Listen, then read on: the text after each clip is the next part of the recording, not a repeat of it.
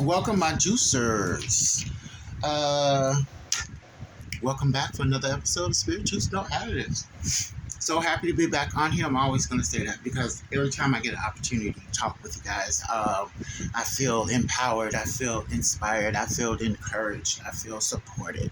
So we have 169 subscribers. We've gotten over 50 in the last month.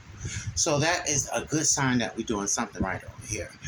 Spirit Juice No Additives is all about coming together, and we're talking about people that want to be talked about, good or bad. We're gonna give it to you straight. No chaser, no additives, just the pure juice, all the naturals, and just based on facts and allegations.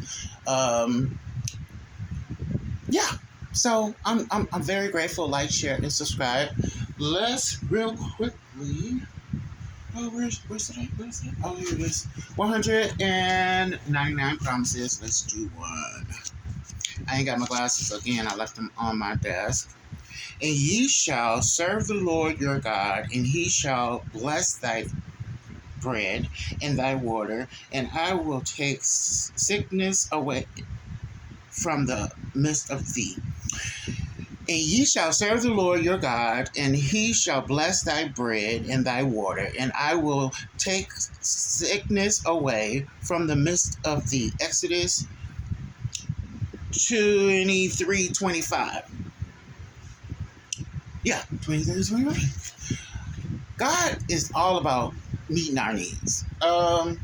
And he blessed us with some of our wants, but mostly to be focused on being grateful for what he blesses us with.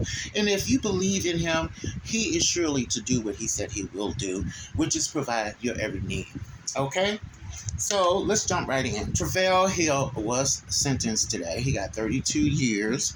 What I thought about today, which was interesting, is the fact that when it came time to own up to the fact that he was paid $5,000 for the hit, he insisted, and he testified to this fact in a previous trial,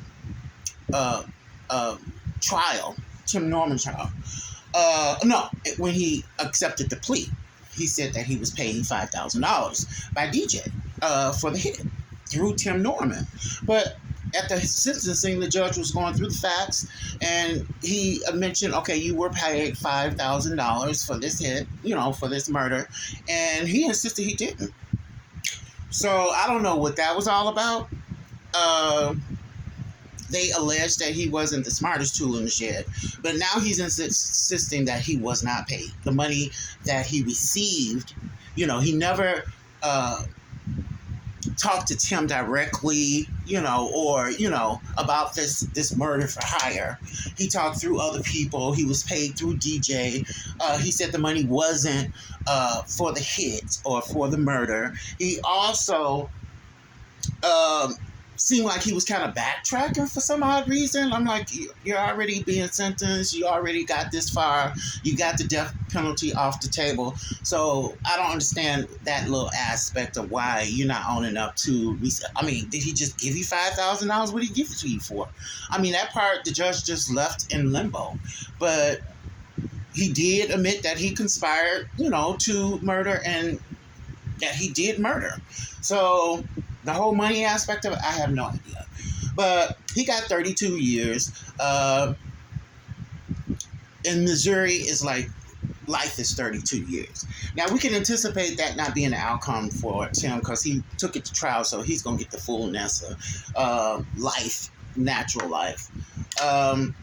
Since the death penalty was taken off the board.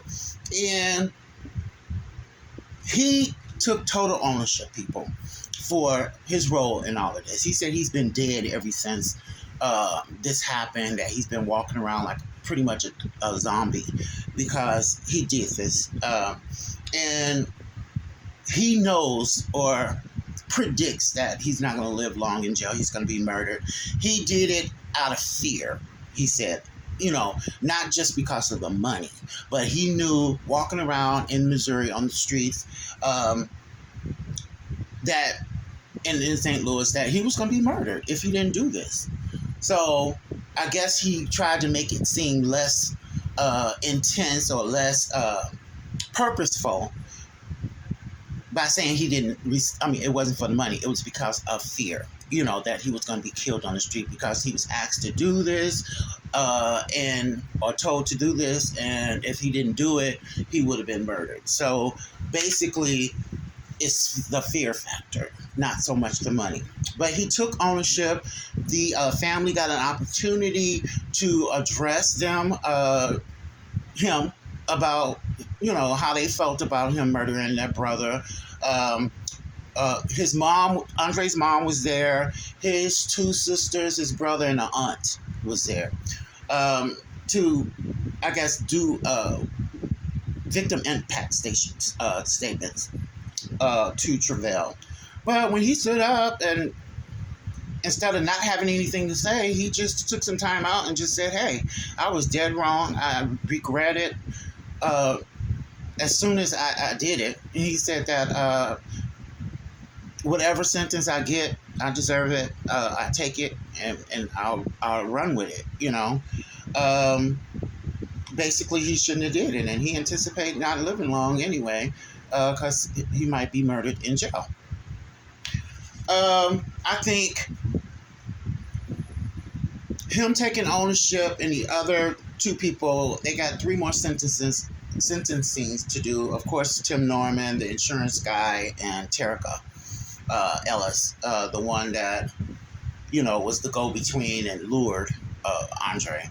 They haven't been sentenced yet, but this is very sad and disturbing. This story just keeps on giving. It never gets old, because somebody that we watch for seasons, really exposed how evil he was. It's just like amazing to me. It was like right before our eyes, that we see this downfall and how all this played out. We know all the players. By now we do, especially. If you're not familiar with the Tim Norman case, go and watch some of the other videos, watch some of the other YouTubers. The randomness of Vail. You can watch that and be caught up. He was there for the court hearings and the trials and stuff like that. So he has a lot of information that, he witnessed himself, in court. So that's a good source to get some information and backstory for this whole, Tim Norman murder for hire case. He was charged with 2 charges. They ran concurrently: conspiracy to commit murder for hire and then murder for hire. So he got 30 years for one and 32 for the other. So they're going to run concurrent. So at the same time, simultaneously. So that's 1 down and 3 more to go. This is going to be a quick one. You know what? Let's do something good and very, encouraging and get some inspiration out there and support a Black woman that's actually doing something, And I came across this story, and this person I don't follow. I admire and I know of her. She was married to Russell Simmons. This is Kimora Simmons I'm talking about. I always thought she was very beautiful. She's Asian and Black, and she is an example of having that star power. I think she's very privileged. However, I found out that there's a whole nother side to her, the giving, generous, and bringing up her kids the right way and not letting them just be these spoiled, rotten, privileged kids. She has a total of 5 kids. She has 2 girls that she birthed biologically, 2 boys that she birthed biologically, and she adopted 1 boy, 1 son. So 3 boys and 2 girls. The 2 girls are in college. One is at Harvard, and another one is at New York University. They were brought up by Kimora to give as much as they receive, recycle everything, because what's old to you might be brand new and shiny to someone else and might change their life. And she made the statement, where much is given, much is required. And that just sent off bells and whistles to me, because that acknowledgement is so huge, that God bless us to bless other people, not just because we did something special, You can never earn, street cred with God. My goodness. No, it's all about I'm using you as a portal to bless other people. And in the meanwhile, I'm gonna bless you to have your needs met. But to make sure the people around you needs are met. Their basic needs. So she does fundraising. She does going back to school drives where she gives the kids, some of the baby fat or fat farm. I forgot her clothing line. Give them some, the backpacks and little school utensils that they need. I thought that was just huge, just huge. She spent a whole day just, blessing people. So that is so huge. And then she's raising these beautiful 5 kids, with good morals and values, and always present and supporting, encouraging, inspiring in her kids' life. And the people around her, she helped other people and she borrowed money for other people, she borrowed money from other people, the rich, and give to the poor. I didn't know this side of Kimora, and I just really, she's a godsend, and I really, really admire her. And, she was a beautiful model, and she married Russell Simmons. They are now divorced, and they have 2 daughters together. And it's just huge. She's a TV personality, an author, a philanthropist. She's a fashion designer. What is it? Baby Fat or Fat Farm, or I don't know. It's one of those high design, companies that she runs, and she wants her daughters to pick up where she leaves off. And it's just huge. I think we need to take time and acknowledge our Black women that are actually doing something positive for the community and not, contributing to this greed that we have going on today, in this want in this materialistic world that we live in, and actually want to give back, and that's a mainstay in her process, in her existence.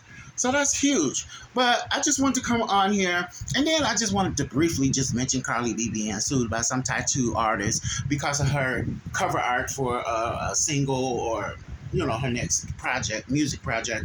And he ain't gonna get nothing. I mean, everybody want to be sued, but it looked like, he gonna come in that pocket a little bit because she's gonna have to defend herself. But how are you, you got a major star brandishing your tattoo, on public advertisement and so how is that going to cause you damage and emotional pain and distress and, get punitive damages and, so emotionally taxing because she did this?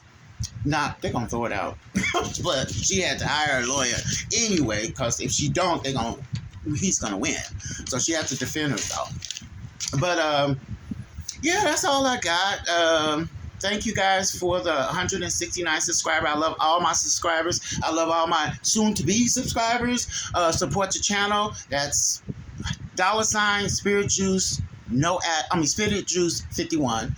That's $ Spirit Juice 51 on Cash App. So we can get the bells and whistles and have a better quality of time. Thank you. Like, share, and subscribe. Like, share, hit that like button on the way out. Thank you, and bye.